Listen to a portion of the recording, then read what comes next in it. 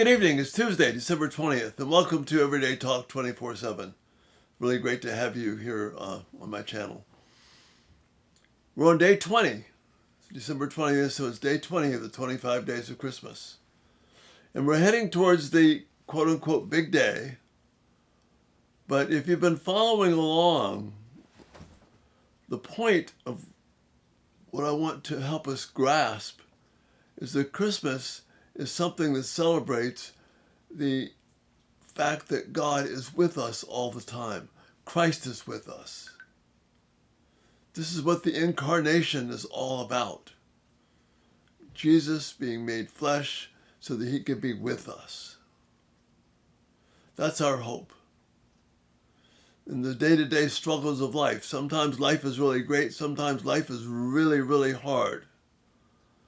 In both situations, Christ is fulfilling the covenant promise of the Old Testament to be with his people.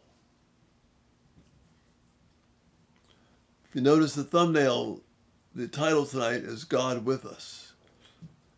Perhaps my favorite Christmas hymn, seasonal hymn, which again is one of those hymns I wish, like Joy to the World, I wish we sang all through the year, is O Come Emmanuel. And it's a beautiful story. It just encapsulates the Old Testament theme and brings it right into the New. I'm just going to look at a couple of the 4 verses tonight for us to just get a sense of the wonder of God being with us. You know, Psalm 73 says, the nearness of God is our good. It's anticipating the reality of God being with us. This was the covenant promise. I will be with you, and you'll be my people. Jesus makes all that happen in the incarnation and what we celebrate as Christmas. I'll begin with the chorus of O Come Emmanuel. Rejoice, rejoice, Emmanuel shall come to thee, O Israel. That's what Israel was hanging on to. And then he becomes the embodiment of that promise. O come, thou rod of Jesse, coming from David's father, free thine own from Satan's tyranny, people of God. From the depths of hell thy people save, and give them victory over the grave. So this is what Jesus comes. He frees us from tyranny, and the tyranny that we lose sight of is hell itself.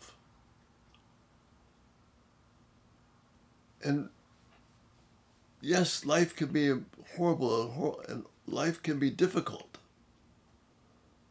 but hell is real. It's not just a myth.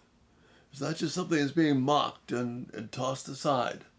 We've got a whole society now, a whole culture in the United States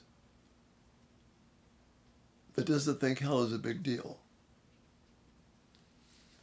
But Jesus came to free us from that.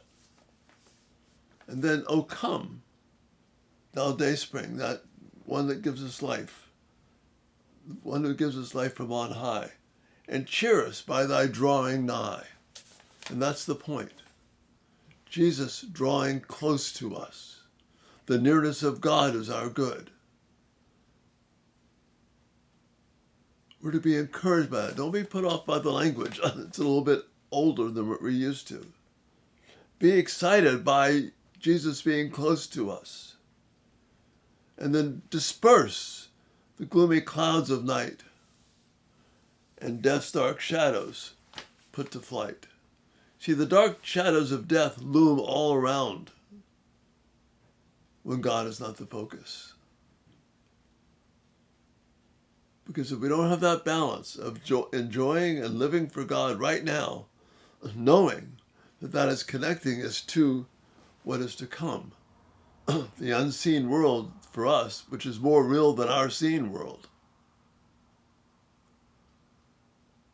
That's what we're being encouraged to here. And death's dark shadows put to flight. As Paul says in 1 Corinthians 15, death has been conquered. The rule of death is ended, and we have hope in Christ. O come, Emmanuel. Rejoice, rejoice, because Jesus, the incarnate Christ, has come to us, is near to us. This is what this Christmas season is all about. Don't let it be caught up in the moment. Don't let discouragement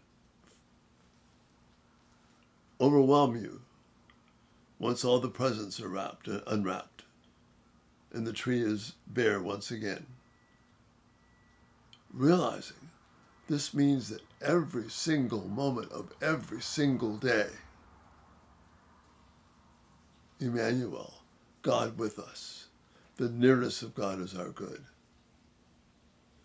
That is our hope. That's what keeps us from despair, from being overwhelmed, from being lost, because Jesus has come in the flesh, and he is with us. Again, take a look at O Come, Emmanuel. It's a precious, precious reality, precious reminder of the wonder of God. And that's the thought for this 20th day. I've got this really excited about the next several days coming up. We're going to look at the powerful word pictures of Jesus. Tomorrow we're going to take a look at the significance of the winter changing, first day of winter, why that's important. Not for the reasons that the pagan rituals do, but for the reasons that point to the power and majesty of Christ. But we'll talk about that tomorrow. Again, thanks so much for being here. Check us out everydaytalk247.com.